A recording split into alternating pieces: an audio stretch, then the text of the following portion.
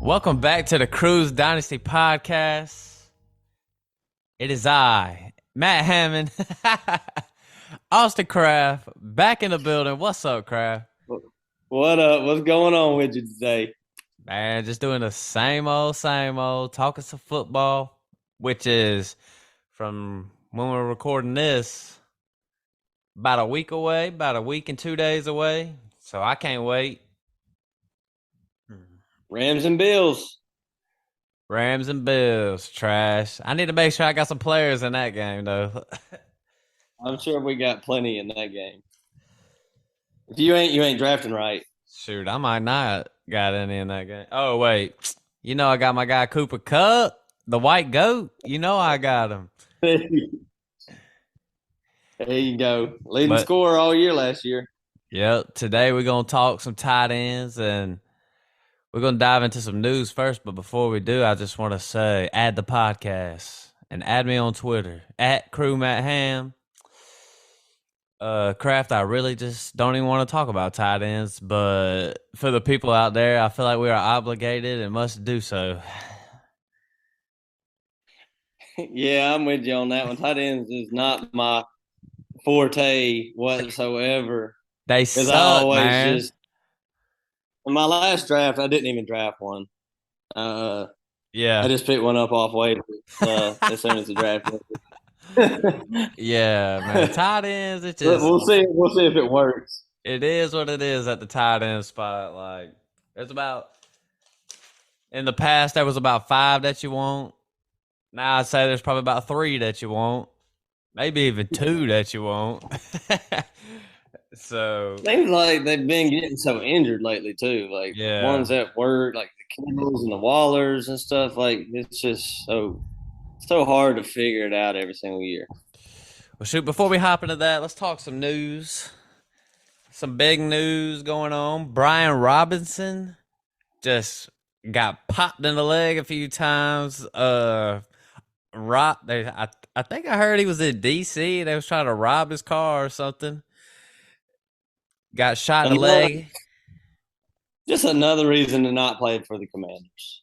Hey, yeah, man. You over there down there in D.C., over there in Chocolate City or whatever they call that place. I don't even know, but that sounds to me like Antonio Gibson got his shooters out and about. Dude was all hey, that's the first thing I thought about too. I mean, we're joking about this right now, but the news was that he is okay.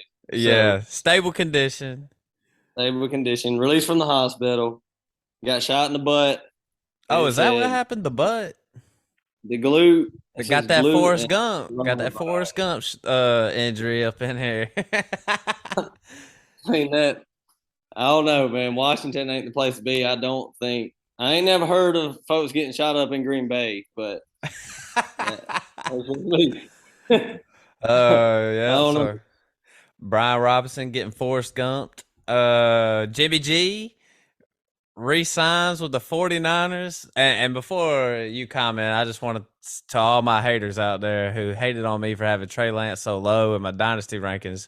Look at your boy now. I was one of them. Look at him now. Jimmy G ain't even off the roster. I told y'all once they ship him out, I'd move him up, but here I am. He's still here. Probably going to. I mean, honestly, I think it doesn't really matter. They're just signing him so they could trade him.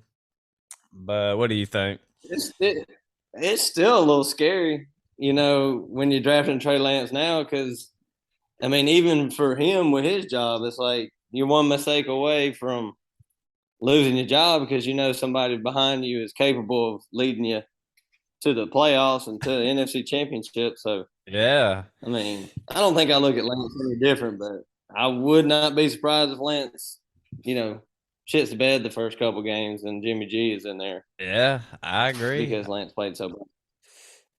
Marlon Mack. That's the scary part. Marlon Mack gets cut from Houston today, which is a clear path. Looks like Damian Pierce is going to be the number one running back in Houston. It looks like it. What does that mean, though? What does that mean? I think it's just they don't have no Where would you draft competition. him? I'm gonna be real. I don't know where he's at in ADP currently. I think He's I flying. You can't keep up with it. I was taking him. I think I got him in the ninth or the 10th round in the best ball. Eighth round and above seems a little high, but I'll be honest. I'll take when I think about it logically. There's a lot of running backs I would take ahead of that are going ahead of Damian Pierce in that little dead zone. I would take Damian Pierce over a lot of guys. Clyde. Yeah, for sure. So Miles Sanders, Chase Edmonds. Yeah, I mean that's not even a debate, really. Over Edmonds, too? Yeah, Okay. Chase Edmonds Just just trying lost to his flip. job to James Conner. Like, You he didn't lose his job. lost his job, man. James Conner came in there and took that shit. Uh, uh, I'd But take Edmonds over him. I don't know, man. I think I'd take Clyde over him too. man, It's still Houston. I'd take Damian Pierce over Ezekiel Elliott. No, you wouldn't. I swear to No. God, I would. Clear path, man. I'm telling you, rookie running backs, they do good. Hmm. So, Kenyon Drake, released by Las Vegas, picked up by Baltimore today. Tyler Beatty also got waived. What does this mean for Baltimore? I don't know what it means. Tyler Beatty's gone. Kenyon Drake comes in. It's just like a swap. I wouldn't look at anybody really that much different. The only thing I'm just keeping my eyes on the J.K. Dobbins news because they're still saying he's in. Ian Rappaport said week one status in doubt. So Mike Yeah, Davis maybe for a couple weeks, and now Kenyon Drake still probably got to learn the offense. So I think it's still Mike Davis if Dobbins is out, and then when yeah. Dobbins gets cleared to come back, then it's probably a little split between him and Davis for the first couple weeks, and then it's Dobbins here on out after that. Yeah, I got Dobbins in a dynasty league, and I've been preparing to not have him for week one. Kenyon Drake don't do. I mean, you're still gonna be like fourth or fifth on the depth chart, so this don't even mean nothing to me. To me, this says more about Gus Edwards being on the pup. I mean, when Gus comes back, I don't even know if Kenyon Drake will still be on the roster anymore after that. But They need to do something with these doctors in Baltimore. I don't got know. something going They on up there. tore their ACL over a year ago at this point now. Yeah. I Gus think t- ain't ready and Dobbins ain't ready. I think they're just slow playing these guys. I honestly, I think they're slow playing Dobbins, but I feel like Gus could probably play too at week one. I think they could both be ready week one if they wanted to, but they got so depleted at running back last year. They just, I mean, when you're last year when you're out there throwing out Devontae Freeman and stuff, I wouldn't have even put my running backs till week two or three or something like week 4 or 5.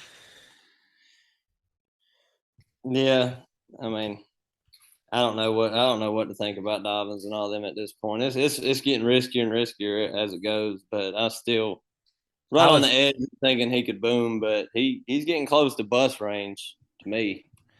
Yeah, maybe look for him towards the middle of the year and back. Last one, Sony Michelle gets cut, opens the door for it. Just looks like it's gonna be Raheem Mostert and Chase Edmonds. Shout out to Akil, man. Traded Cam Akers that got Chase Edmonds looking like a genius. I clowned him for weeks for that, and now he looks like just a total boss.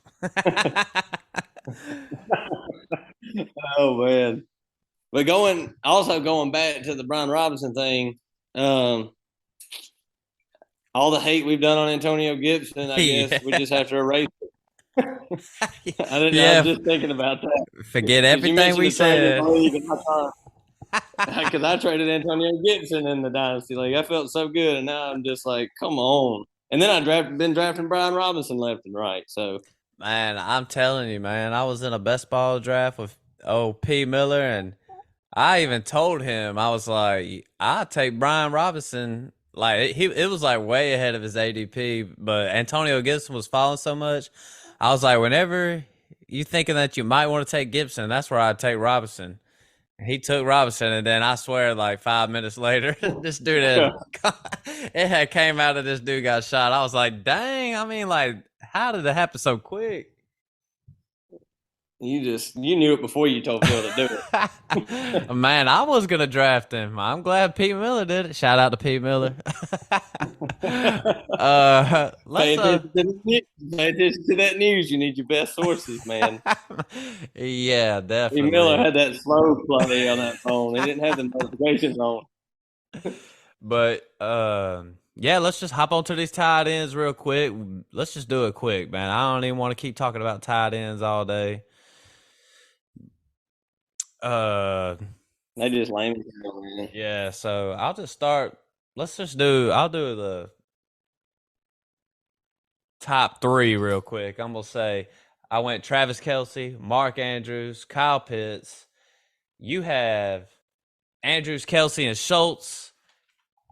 Explain to me why you got Andrews ahead of Kelsey. Well, last year he outscored Kelsey by 40 points. He had 20 more targets than Kelsey last year. Had about over 200 more receiving yards last year than Kelsey. It's Yeah. almost kind of taboo for somebody to say that there's another tight end better than Travis Kelsey, but Kelsey's 33. Mark Andrews, I don't know his exact age. I look it up, but he's around 28. He's still in his prime. I think Kelsey still got a year left. It ain't a knock on Kelsey. It's just Hollywood being gone. Kelsey's or Mark Andrews done proven that he can do it, and he could be the number one tight end in the league. So Yeah, I think I I got I would just take Andrews over ADP over Kelsey right now. yeah, I got Kelsey at number one. I think he'll probably be the clear cut number one tight end with Tyreek Hill gone. I think he's just gonna see a huge amount of the target share here in Kansas City with Patty Mahomes. But if Mark Andrews finished ahead of Travis Kelsey, I wouldn't even be surprised at all. Mark Andrews, I got him at two. I think he's, dynasty wise, he's probably the second guy you want. But in redraft, I still got him two, just behind Kelsey. But Mark Andrews in Baltimore, the offense funnels to the tight end with those mobile quarterbacks. But at three, you got Schultz. I got Kyle Pitts. You're pretty high on Schultz. Yeah, I want to kind of make this clear that I do not think Schultz is even close to the athlete that Kyle Pitts or Waller or even Kittle is at this point. But he had a great year last year. He finished as a tight end three last year. Granted, Kittle was hurt a couple games. Waller was out, but they lose weapons. I think it's going to be CeeDee Lamb, Dalton Schultz for their passing attack this year, and I wouldn't be surprised if he ended up with over 100 receptions this year. I So believe. you put him over 100. He's just one of the only tight ends in that range that I like the volume, and I think it's going to be there all year.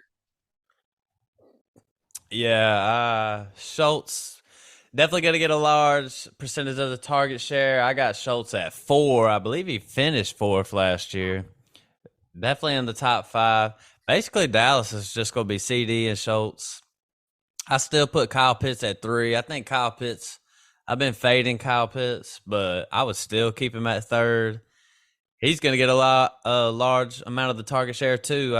I mean, I know he's out there with Drake London, but rookie wide receiver, the Falcons are just terrible. I think Kyle Pitts is definitely going to get some work. At five, we both got Waller. Yeah. I really wanted to put Waller lower, but I think he's got a little contract issue going on. Hadn't even showed up. Didn't do any preseasons. I don't think. I Yeah. think he's trying to say he's got a hamstring issue, but once they give him a little money, I heard that he was in some talks to be extended. He'll come out there and he'll play. That's what I say. Yeah, they rub some money on it. That hamstring will heal right up.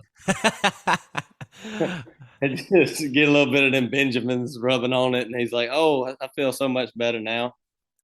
Let me go out there and do what I do." But Waller's just it's really Devontae Adams for me and you, right? That's about it. Yep, pretty much. That's Devontae how Adams coming in. I think Hunter Renfro's still going to see some catches too. No way a Waller finishing at tight end one. No way for No, me. yeah, yeah, I'm with you. At 6, we both got Kittle. People might say we're a little low on him. I am a little low on him.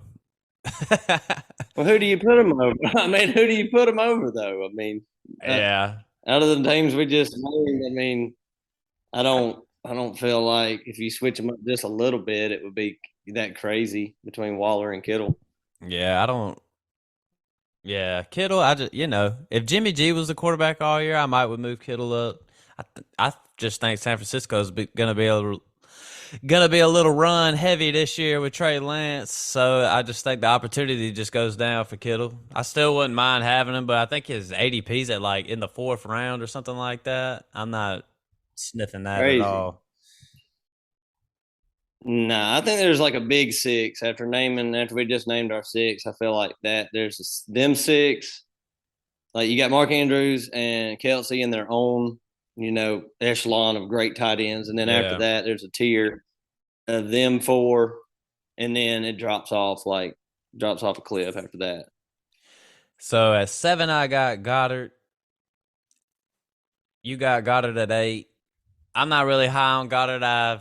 Because you know how I feel about the Eagles offense. I think it's just going to be running the ball and then dumping it to A.J. Brown a lot. Goddard and Devontae Smith pretty much dead to me. But I know people are high on Goddard still. And I know he had a pretty decent preseason. What you think about him? I'm in the same boat as you about the Eagles offense. I don't think unless they just come out and surprise the crap out of us, and they're just like a crazy pass heavy team Yeah. to start the year. I mean, this could change drastically, but if they play anything like they did last year, there's no way they can support Goddard, AJ Brown, and Devontae Smith. It's just not. You're going to be relying on touchdowns just like you do with the rest of the tight ends that are on the waiver wire. You got Zach Ertz at 7. I got Zach Ertz at 9. I mean, the tied in at the with Kyler Murray. It just is what it is with Ertz. Like I haven't been drafting Ertz. He's going a little too high for my taking, but what you think? He's the tight end that I try to get like in the eighth round or so, and if I can't, then you know, then I'll pass. But he's one I go for just because of DeAndre Hopkins suspension, 6 games. Ertz is going to be extremely involved at the first part of the year. I mean, he had 112 targets last year, which is third out of all tight ends. So, Yeah. and that was playing a lot of games with the Eagles to start, splitting some reps with Goddard. So I think Kyler Murray likes throwing to him. He's not the athletic freak he used to be, but I think he'll be solid. Yeah. I mean, I just don't really even have anything to say about Ertz. Nice tight end and a nice offense. That's all I can say. I got Hawkinson. You got him at 9. Basically, our 7, 8, 9 is the same, just in a different order. Yeah. Hawkinson, what you think about him? I think he's talented. I just worry Jameson Williams ain't gonna be back. I don't think he'll be back until probably the back half of the season. So Yeah. I think just like I said with Ertz, I think he'll be more involved at the start. St. Brown will be, a kind of a target hog, I think, and then Hawkinson he'll do okay. But one thing I was talking before we drafted my last draft about tight ends, and I went back to last year and said, hey, if you didn't get Kelsey or Andrews last year, you can go through like pretty much all the tight ends after that, and the best ones were waiver wire pickups. Dawson Yeah. Knox, Dalton Schultz. Like I like playing the waiver wire game if I can't get a good tight end at value. Yeah. Yep, couldn't agree more. I'm with you. He's just another tight end I've been passing on. But yeah, you're right. James Williams probably not going to show up. Might not even show up all year. I'm not really sure how they're going to play that situation. At 10, we both got Cole Kmet. Cole Kmet is a guy that I've been trying to go after and get. He's like my main tight end. I like to wait and try to get targets there. And Chicago is going to be pretty wild. Just him and Mooney. The offense, they had a nice little third preseason game or whatever. I was thinking, I still think this offense could finish 31-32, but You're not falling for it. You're not falling for preseason hype, huh? nah, I mean, I play around and, you got to, these guys got to be doing good in preseason like you like to see it, but even when they do good, it doesn't even matter. Yeah, not at this point. Well, yeah, Cole Kmet, I'm the same as you. He's a target I've been trying to get just because of the lack of targets in the Bears offense, just him and Mooney. So he could have a really big year. He's probably the only tight end in this range where I'm like, man, he could just like finish in like the top, 5 Yeah. or something. Agreed. This is like the main difference at 11. I got Pat Fryermuth. 11, you got Knox. You know, it's close for me. 11 through whatever 20, they're all close to me in my opinion. But Fryermuth, Yeah. I was a little lower on him. Big Ben, it was easy to catch a lot of passes when you got Big Ben. He can't really throw the ball more than 5 yards down the field and stuff. Now you got Trubisky. I think Kenny Pickett's going to be the starter. I think he's a pretty good quarterback, or at least a solid quarterback. I think Fryermuth will see a little work. Might have a few good games. Who you got starting the year? Trubisky or I Pickett? think, well, heck, if I was Pittsburgh, I wouldn't even hesitate. I would just start Kenny Pickett from the get. He's 24, 25 years old, and you drafted him in the first round. There ain't no point in sitting him for a little while, in my opinion. Yeah, that it's not like he's sitting behind somebody who could teach him a whole lot. Yeah, I mean, Which, got yeah, I mean, got a lot I'd of probably throw him in there too. He's yeah. looked good. Mason Rudolph. All the quarterbacks have looked good. I've heard. I've also heard they've all. I'm just hearing all kinds of things about them. I'd start Kenny Pickett though, but you got Knox at 11. Yeah, I got Knox at 11 and Henry at 12. These rankings are really we're at the range now where it's like who's going to score the most touchdowns out of these tight ends. Yeah, So I went with Hunter Henry and Dawson Knox because Freiermuth has a little bit more competition with Pickens coming in, and I feel like they got a lot of weapons on that team. So definitely not a knock on his talent. I think he's more yeah, talented than both of these guys, but just Dawson Knox, great offense, probably going to score close to 10 touchdowns. Same thing with Henry, probably going to get in the end zone a lot. And that's the kind of tight ends that I like to stream. yeah.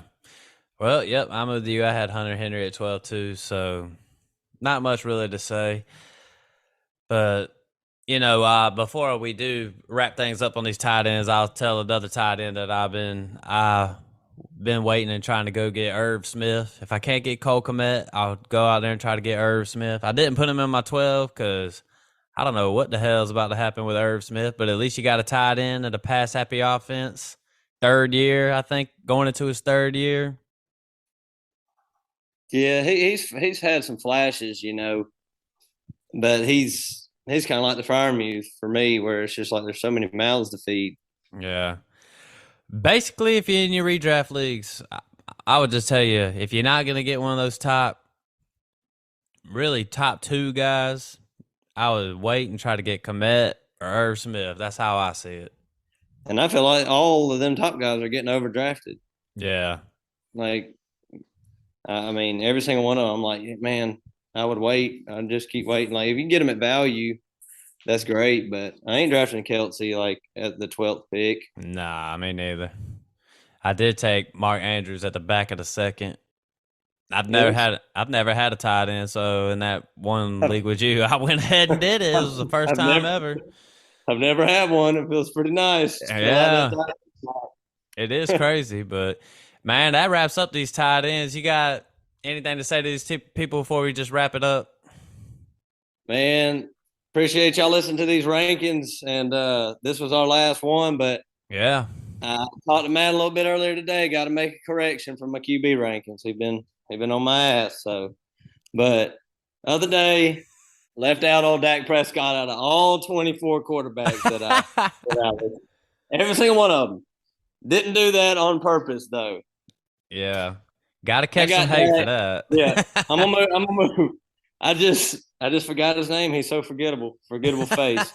But, Yeah, but you I got heard. him right after Kirk Cousins at 12 and Aaron Rodgers at 14. So I moved Dak Prescott in between Kirk Cousins and Aaron Rodgers, and I kicked Daniel Jones out of my top 24, which makes me feel good. Man, Get out of here, Daniel you Jones. you heard it from Kraft first. He's got Dak Prescott at 25. So that's a good value. I'm just kidding, man. It is what it is. He moves Dak Prescott into top 14, but man, that wraps it up. Thanks for listening to the podcast. This wraps up our rankings. Done ranked everything, unless you want to talk some defense or kickers, Kraft. Man. That's just like throwing darts, man. Like you just Yeah. pick whoever that week, and hopefully you get lucky. But you got any? Do you have any tips for kickers? I just stream them the Just whole like way. tips. I Maybe, like kickers who kick in domes. yeah, That's my one tip. domes, good Denver. offenses. I mean, I stream special team defenses and kickers, so it is what it is to me. Find you a good one, play the Yeah. matchup, beat everybody to it. That's how I see it. If you're drafting, I've been getting the Colts every time in all my drafts. They play Houston and the Jaguars week 1 and week 2. So start them first 2 weeks, and then you can move on. Or still a good defense to hold on to. Well, that wraps it up, man. We done talking about these tight ends. I'm glad this episode's over. I hate talking about them. But thanks for listening to the podcast. Add the podcast. Check out the other projects that we working on within the Cruise Podcast Company. Just dropped the Pigskin Professors. This week, just dropped them. College football is just around the corner, so check it out. But that's about it. We out. Peace.